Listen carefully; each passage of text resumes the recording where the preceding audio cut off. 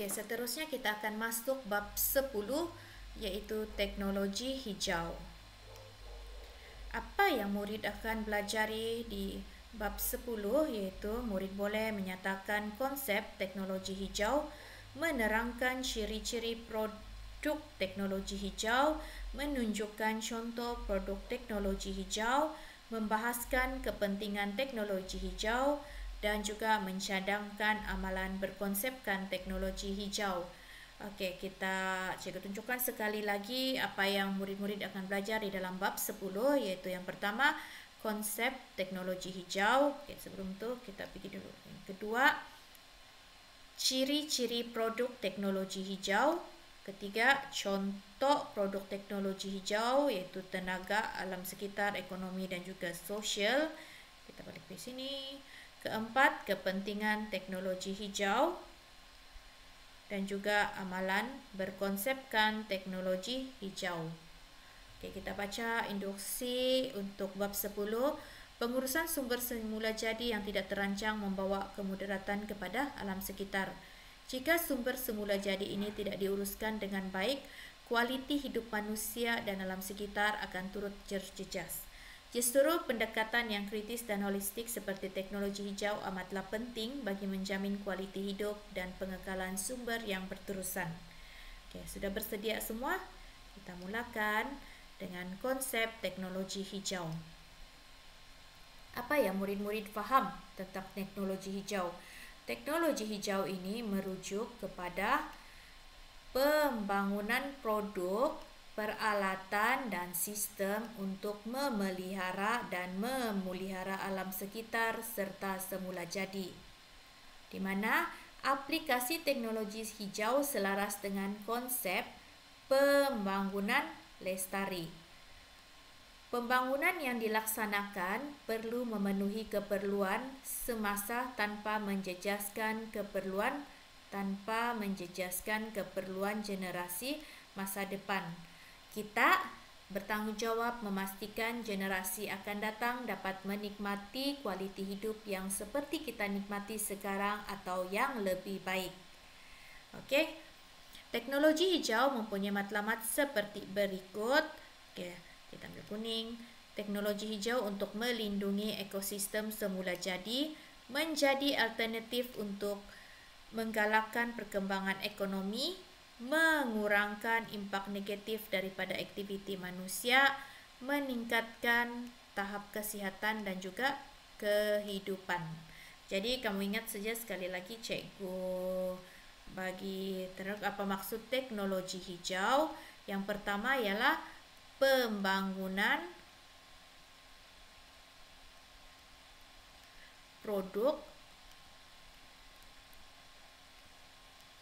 peralatan, sistem untuk memelihara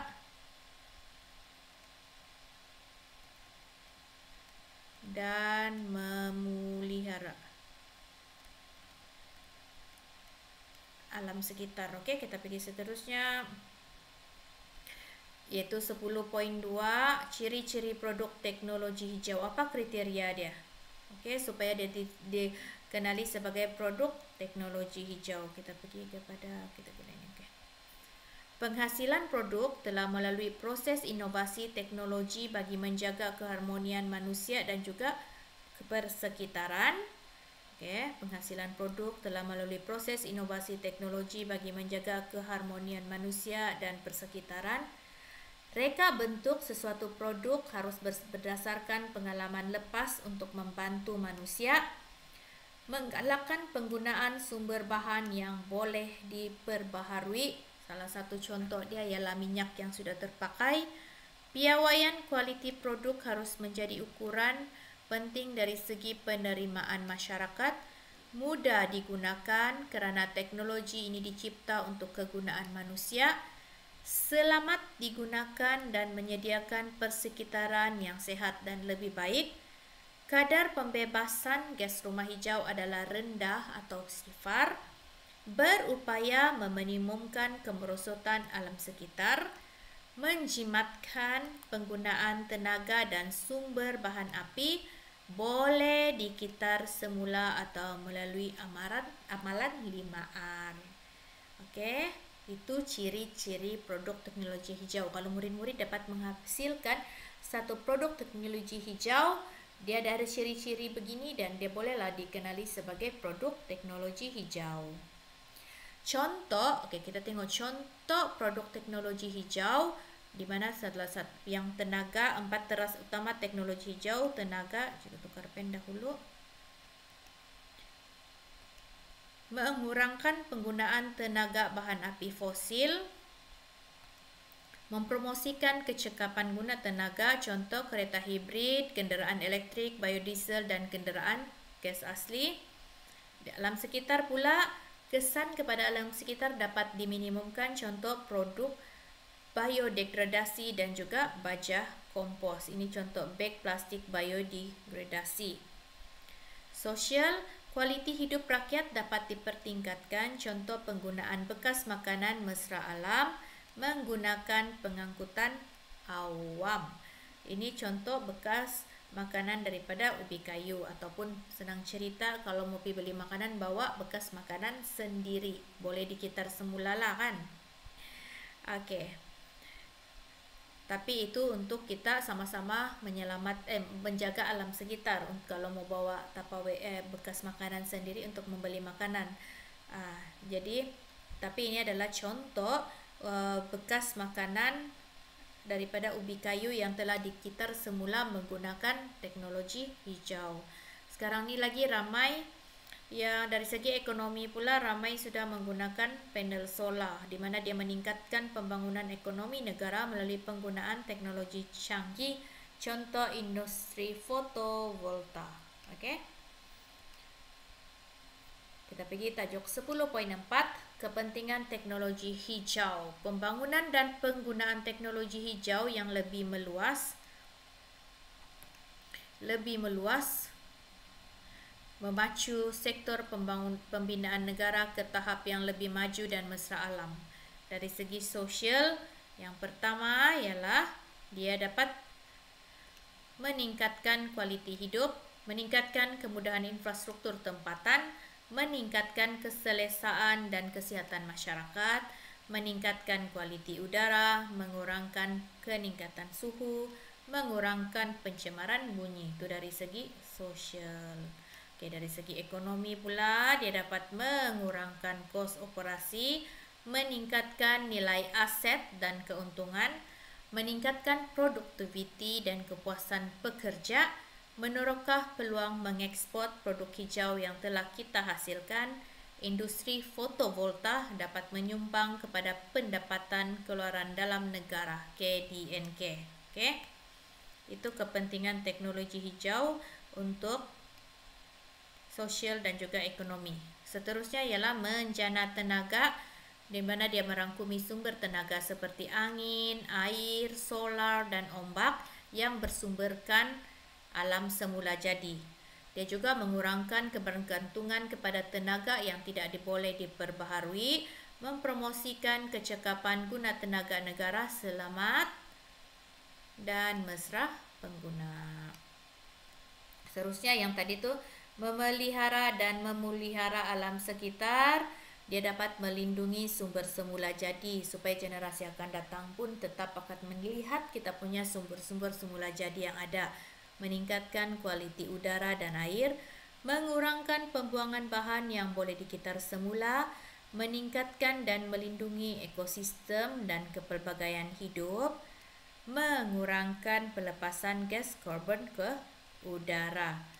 Okey, di sini kita tengok perbezaan memelihara dengan memelihara. Ini menjaga dengan baik dan melindungi. Memelihara yang sudah ada kita jaga dengan baik dan kita lindungi dia. Manakala memelihara pula ialah memulihkan serta menjaga dengan rapi. Okey. 10.5 amalan berkonsepkan teknologi hijau. Murid-murid boleh amalkan ini di rumah. Yang pertama ialah penjimatan tenaga, iaitu dengan praktikan penggunaan pencahayaan semula jadi. Tutup suis dan cabut plug peralatan elektrik yang tidak digunakan. Tetapkan suhu penyaman udara minimum pada 24. Okey. Kedua, perolehan produk hijau, utamakan penggunaan bahan mesra alam, amalkan pembelian bahan kimia biodegradasi untuk pembersihan dan penyelenggaraan, gunakan kertas kitar semula, galakkan penggunaan kereta hibrid. Ketiga, pengurangan sisa, minimumkan penggunaan peralatan pakai buang untuk mengurangkan sisa pepejal. Kuasakan pengasingan sisa pepejal isi rumah secara berperingkat. Kasingkan contoh dia sisa makanan, air kita mencuci pinggan mangkuk, kita boleh kitar semula lagi.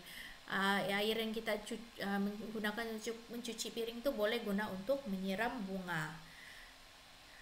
Keempat, zon bebas asap rokok, di mana tetapkan kawasan larangan merokok, rondaan dan kompaun dikeluarkan kepada perokok. Luaskan edaran poster dan papan tanda amaran larangan merokok. Kelima, pengangkutan. Amalkan penggunaan pengangkutan awam atau berkongsi kenderaan. Pengangkutan awam seperti LRT ataupun perkongsian kenderaan. Gunakan perkhidmatan park and ride untuk mengurangkan kesesakan jalan raya. Galakkan penggunaan basikal atau berjalan kaki ke sekolah atau pejabat mengikut kesesuaian. Okey. Keenam, penjimatan air.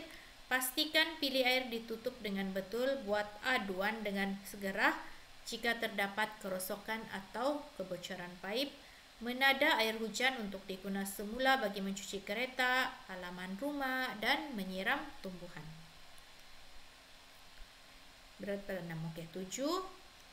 Amalan 5R, gunakan tong kitar semula yang betul. Galakkan pengedaran dokumen secara elektronik. Cetak atau membuat salinan di kedua-dua belah muka surat. 8. Perkhidmatan makanan, gunakan pembungkus makanan yang mesra alam.